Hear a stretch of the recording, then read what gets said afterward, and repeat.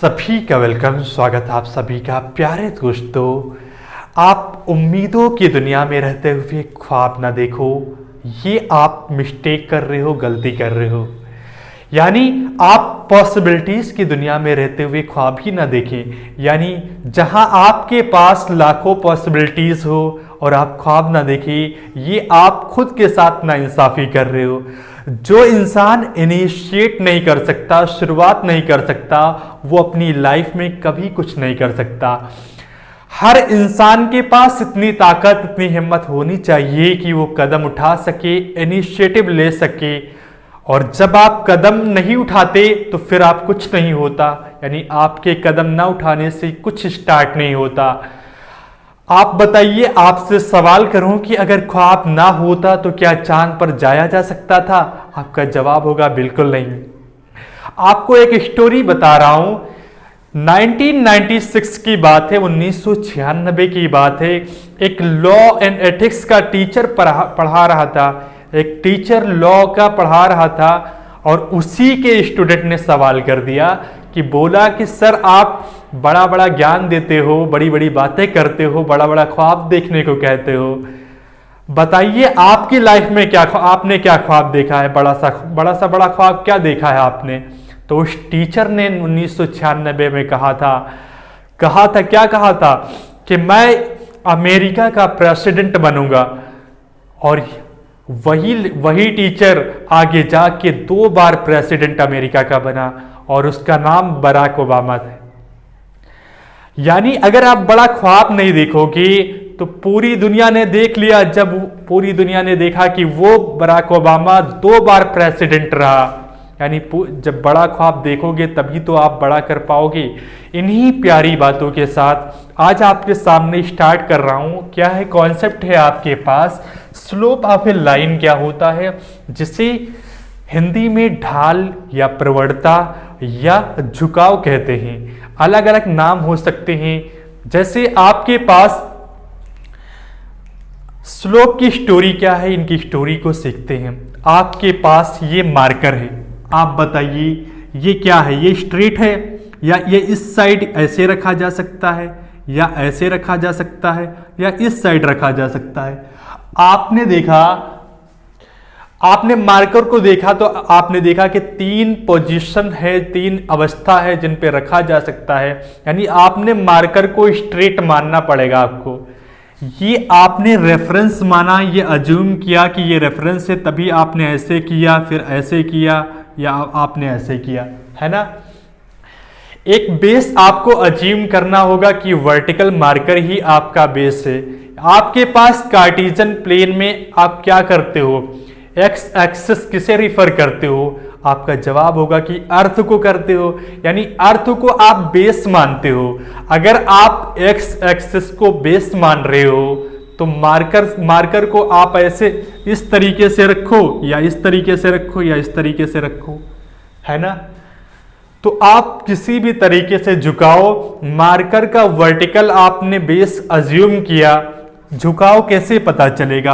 आपने इसको अज्यूम किया, वर्टिकल को आपने रेफरेंस अज्यूम किया, आपने ऐसे झुकाया तो ये आपको झुकाव पता चला। इतनी बात आप गेन कर पा रहे हो। अगर जमीन पर कोई चीज परपेंडिकुलर खड़ी है तो उसका ढाल नहीं निकाला जा सकता। जमीन के मायने क्या है? X axis. अगर कोई चीज परपेंडिकुलर खड़ी है तो उसे ढाल नहीं निकाला जा सकता। ढाल तभी निकाल सकते हो जब वो चीज परपेंडिकुलर है, तब नहीं निकाल सकते हो। यानी ऐसे है तब निकालोगे, या ऐसे है तब निकालोगे, है ना। मार्कर का ढाल तभी तो निकाल सकते हो। ऐसे ही आप क्या करते हैं? एक्स एक्सिस को रेफरेंस यानी बेस मान लेते हो। शुरुआत में आप क्या करते हो? किसी लाइन का एक्स एक्सिस पे, अब मैं आपको बताने जा रहा हूं कि स्लोप एक्चुअल में इनका रियल परिभाषा क्या होता है, क्या है, ढाल किसे कहते हैं, इनकी स्टोरी क्या है। आपने देखा किसी लाइन का, किसी रेखा का एक्स एक्सिस पर एंटी क्लॉकवाइज झुकाव क्या कहलाता है? स्लोप कहलाता है। और आप देखिए क्या है, if a line makes an angle theta with positive x axis is called slope of A line.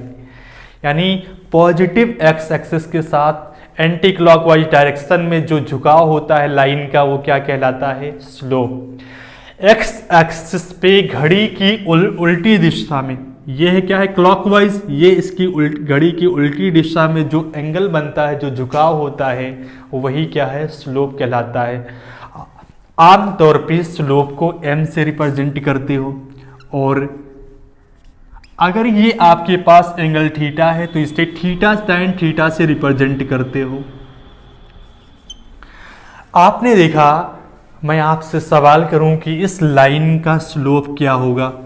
आपने देखा स्लोप, आपने पॉजिटिव एक्स एक्सिस यानी एंटी क्लॉकवाइज अर्थ को अज्यूम किया, अर्थ को रेफरेंस माना। इस एक्स एक्सिस से एंटी क्लॉकवाइज जो लाइन का झुकाव होगा वही मानते हो। ठीक है, यहां पर देखा थीटा की वैल्यू अगर 60 डिग्री है तो आपके पास tan 60, ये आपके पास आएगा √3, यानी इस लाइन का स्लोप आपके पास क्या होगा? √3। अब आप बताइए, आपसे सवाल करूं कि आपके पास ये एक लाइन है, इस लाइन का स्लोप आप कैसे कंसीडर करोगे? क्या इस लाइन के स्लोप निकालने के लिए आप थीटा 135 कंसीडर करोगे या 45 कंसीडर करोगे? आपका जवाब होगा कि आप अर्थ यानी एक्स एक्सिस से आप रेफरेंस माने हो, यहाँ से एंटी क्लॉकवाइज जो आपका एंगल होगा वही आपको अज्यूम करना है। यानी आप 45 को गलत साबित करोगे, 135 आपका क्या होगा? थीटा होगा। यहाँ से आप क्या करोगे? आपके पास m, इस लाइन का स्लोप क्या होगा? m 135 डिग्री, और यहाँ से आप निकाल सकते हो कि tan 90 प्लस 45 डिग्री। आपने देखा जब tan सेकेंड क्वाड्रेंट में होता है तो क्या करता है? यानी ये -cot 45 डिग्री आपके पास हो जाएगा, यानी इसकी वैल्यू आपके पास -1 होगी। इस स्लोप, इस रेखा, इस लाइन का स्लोप क्या है? आपके पास -1 है। अब आप बताइए, क्या इस लाइन का स्लोप आप निकाल सकते हो? आप कहोगे ये अनडिफाइंड, ये थीटा क्या है? परपेंडिकुलर है, यानी क्या? थीटा 90 डिग्री, और tan 90 क्या होता है? अनडिफाइंड होता है, यानी नहीं निकाला जा सकता है। या तो ये झुका होगा मार्कर, या ये इस तरीके से होगा, तभी आप स्लोप फाइंड आउट कर सकते हो। आसान हुआ। और एक्स एक्सिस को आपने अर्थ रेफरेंस माना हुआ, ये आसान हुआ। ठीक है, अब आपके पास क्या है? ये आपके पास कार्टेशियन प्लेन है, एक्स एक्सिस और वाई एक्सिस। आपके पास एक लाइन है, लाइन में क्या है? ए बी एक लाइन है। आप आसानी से देखिए क्या है? ए बी आपके पास, ए बी एक लाइन है, एक रेखा है। ए के पॉइंट क्या है? ए के कोऑर्डिनेट क्या है? x1 और y1 है, और बी के कोऑर्डिनेट आपके पास क्या है? x2 y2 है। ये बी के कोऑर्डिनेट हुए आपके पास। इस लाइन में आपने देखा कि x1 क्या डिनोट करता है? ये वाली, ये डिस्टेंस जो आपने ट्रेवल किया ये x1 है, ये दूरी जो आपने तय किया, और ये क्या है आपके पास? x2 है। अब आप बताइए, जब आपके पास OC की वैल्यू x1 और OD की वैल्यू x2 है तो CD क्या होगा? आप कहोगे CD आपके पास x2 माइनस x1 होगा। अगर ये CD x2 माइनस x1 है तो AR की वैल्यू भी पैरेलल है। यहाँ से आप पैरेलल ड्रॉ कर दोगे, बेस ड्रॉ कर दोगे तो क्या आएगा? x2 minus x1। अब आप ये देखिए कि ये वैल्यू आपके पास y1 है, यानी AC की वैल्यू आपके पास y1 है, और BD की वैल्यू y2 है। BD y2 है, AC क्या है आपके पास? y1, यानी यहाँ पे RD की value y1, BD y2, RD की वैल्यू y1, तो यहाँ से आप BR या RB की वैल्यू निकाल सकते हो। क्या y2 माइनस y1 होगा? आप कहोगे बिल्कुल। अब यहाँ से आप देखिए, आपके पास ये इसी स्ट्रेट लाइन को आगे हमने ज्वाइन कर दिया एक्स एक्सिस से, तो इसको आगे मिला दिया और ये आके कट किया एक्स एक्सिस पे। आपने देखा जो एंगल ये थीटा है तो ये भी थीटा होगा, क्योंकि बेस क्या है? पैरेलल है, तो थीटा सेम होगा ना। तो थीटा सेम है तो आपको पता है कि m is equal to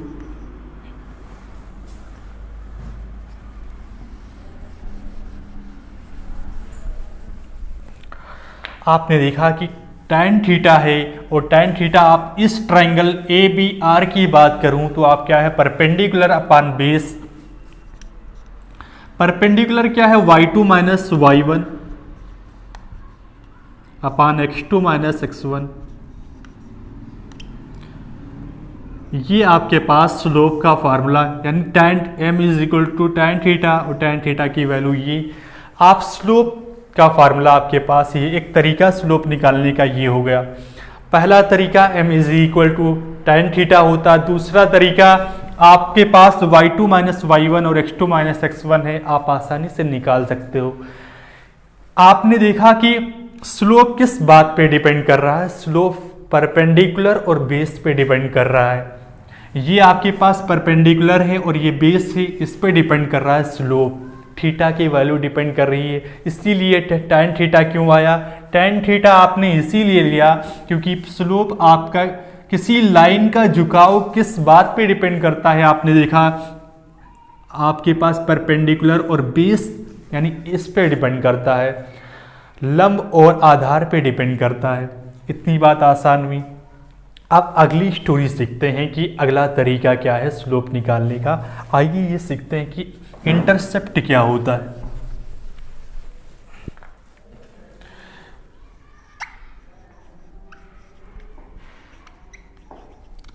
intercept के मायने क्या है, जैसे आपके पास इंटरसेप्ट क्या, कोई रेखा कोई लाइन जो x एक्सिस को इंटरसेक्ट करे और y एक्सिस को इंटरसेक्ट करे।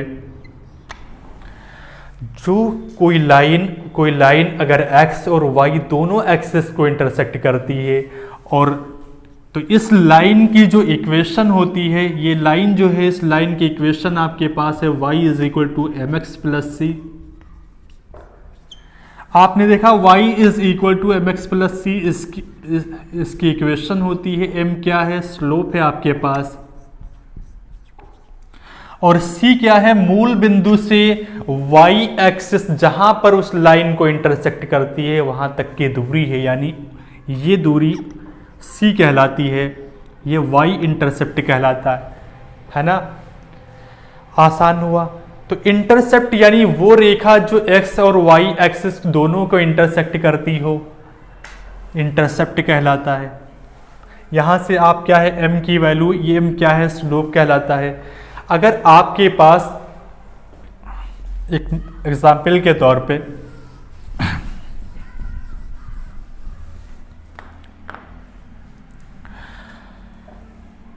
ये आपके पास कार्टेशियन प्लेन है, आपने देखा आपके पास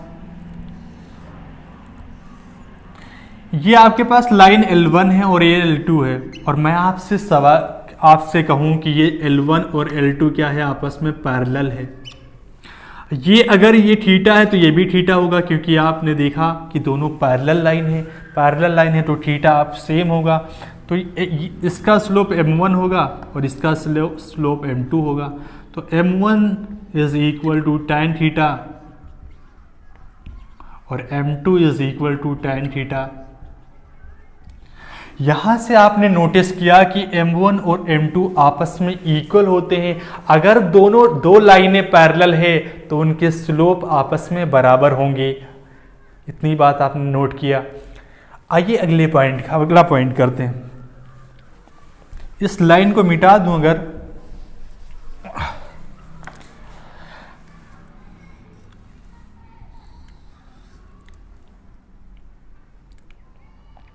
ये 90 डिग्री है। मैं आपसे कहूँ ये L1 है और ये L2 है, दो लाइनें हैं, इन दोनों के बीच का कोण 90 डिग्री है और ये x एक्सिस है। तो आप क्या करोगे, इस L1 लाइन का स्लोप इस साइड से तो काउंट तो करोगे नहीं, L1 लाइन का स्लोप एंटी क्लॉकवाइज आपको काउंट करना है, यानी ये वाला। तो क्या होगा, आपके पास m1 की वैल्यू आएगी tan 90 प्लस थीटा, और tan 90 प्लस थीटा क्या होता है, सेकेंड क्वाड्रेंट में होता है क्या, माइनस कॉट थीटा, निगेटिव होता है। और यहां से आप क्या m2 की वैल्यू निकाल लो, m2 की वैल्यू होगी आपके पास tan थीटा। आपने देखा m1 और m2 को अगर आप मल्टीप्लाई करा दो तो -1 आएगा। क्यों आएगा? देखिए tan थीटा और cot थीटा आपस में रिवर्स होते हैं। tan theta is equal to 1/cot theta, आप करोगे -1 आ जाएगा। ये आपका आंसर हो जाएगा इसका कि दो लाइनें अगर परपेंडिकुलर हैं तो उनका स्लोप का मल्टीप्लाई करोगे तो